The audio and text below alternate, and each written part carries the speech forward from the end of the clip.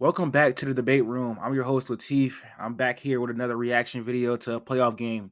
This is game 3 of the ECF with the Celtics and the Pacers, and it was another entertaining game. Like I said in my preview when we previewed the series, there was going to be some entertaining games, but ultimately the Celtics would win the series in 4 or 5. Now, obviously, it's definitely not how I pictured it, or anyone probably pictured it, with the Celtics struggling mightily in 2 of these 3 games. In game 1, they lit up the lead.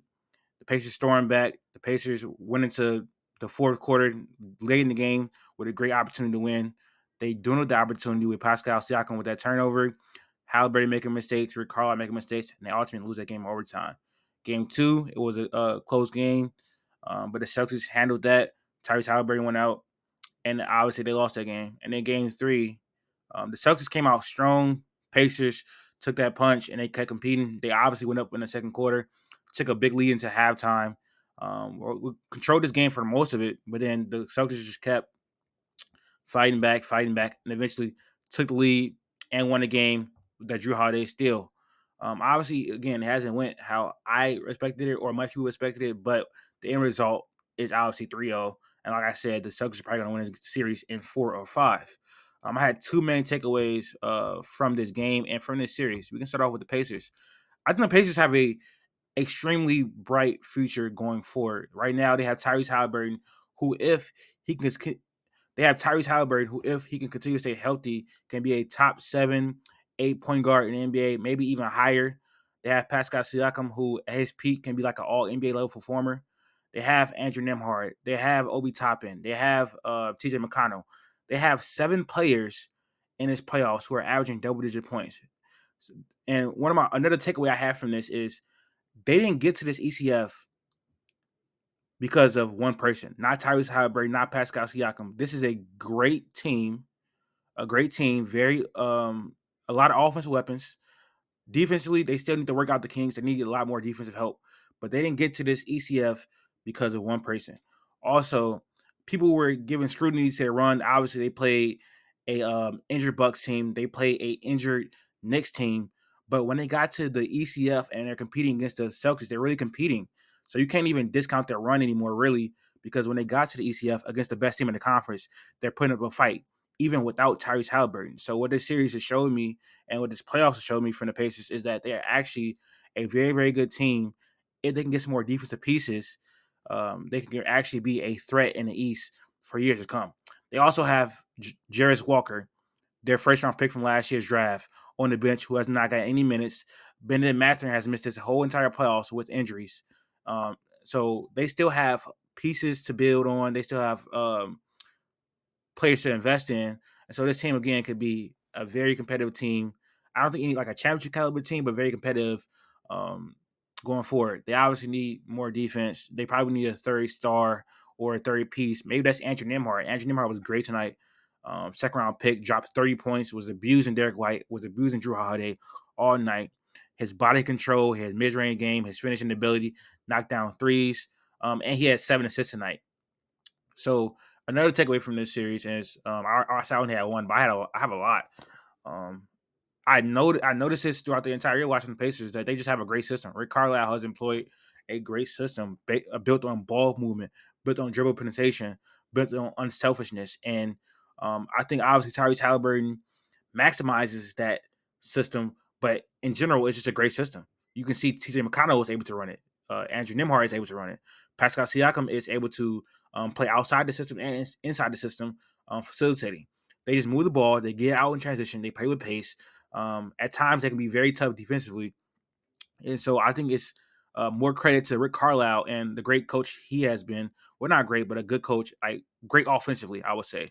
Down the stretch, his game management can be really bad, and we've seen that in the series. He didn't call a timeout on that last play, for one. He didn't get the ball to Pascal Siakam on the last 2 possessions of the game when he had been cooking this entire series and tonight. Let me see how much he finished with. Pascal had 22 on 50% from shooting, 22, 3, and 6. Obviously, Nemhard had 32 tonight. He was great. But his game management has been very questionable at times. Um, and then Miles Turner, he had 22 and 10 as well. He was taking advantage of mismatches a lot in this game. TJ McConnell had 23, 9, and 6 off the bench. This team is very, very deep. They have a lot of talent. One of the deepest teams in the entire NBA outside of like the Celtics and obviously like the Timberwolves, and they can compete with them clearly. My takeaway from the Celtics, they clearly need Kristaps Porzingis. They're not going to win a championship without him. Their defense is much worse without him on the floor. Their rim protection is much worse without him on the floor. Their offense is much worse without him on the floor because he's able to take advantage of mismatches in the post. He's able to stretch the floor. So they're going to need him back and healthy for the finals, or they're going to lose. And speaking on the Celtics in general in their run, this is one of the weakest runs in NBA history. And in round one, they faced Miami without Jimmy Butler. In round two, Donovan Mitchell and Jared Allen was out. And this round, they have no Tyrese Halliburton, and they have to scrape and claw through games.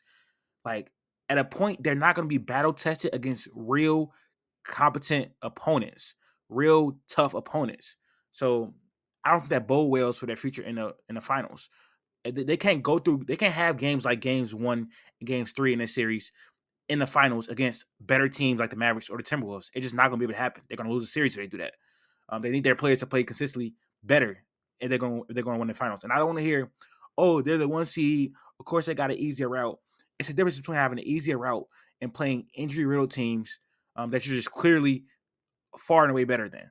Like if they would have beat the Miami Heat fully healthy, Cavaliers fully healthy, the Pacers fully healthy, then you have a level of respect for them. But this team has been playing with their food the entire playoffs.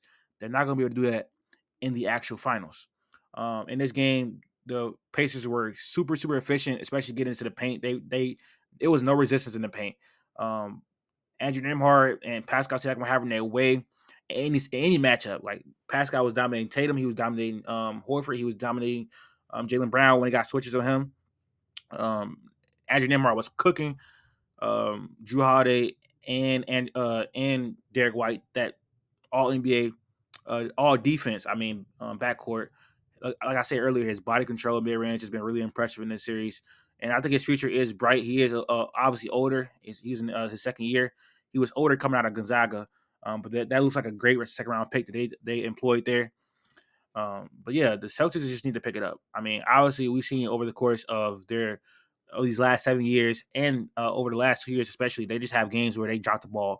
They did it last year against Atlanta, where they should have probably beat them in like 5 or 4, and that series went to 6. In this series, they've up 3-0, and you got to give them a little bit of credit because obviously they have clutch time wins, but in the finals, you're probably gonna be facing the Mavericks. And I trust Luka, I trust Kyrie more in tougher, tighter games. Like, so you can't just be having these close games. In that series, you're gonna have to be blowing them out because down the stretch, I trust Luka and I trust Kyrie way more than I trust Jason Tatum and Jaylen Brown. It's so these type of games just can't happen. They can't just. It was so many times tonight where they just lost focus defensively. It was so many miscommunications, so many blown coverages, and that's not just because Kristaps Porzingis is out. Obviously, he helps, but it was just a lack of focus tonight, and you cannot afford that in a series against the Dallas Mavericks, who are a much better team with much better players with much better coaching. You just can't afford that. So those are my main takeaways from this game 3, pardon me, of this Eastern Conference Finals. It was going to be a short video because my other podcast members aren't available tonight. But another entertaining game from the Eastern Conference Finals. At least we're getting some entertaining basketball, despite this run being Mickey. But I guess Celtics fans can feel good because obviously they're up 3-0 and they're on the way to the finals again. But be warned, it's not going to be this easy in the finals.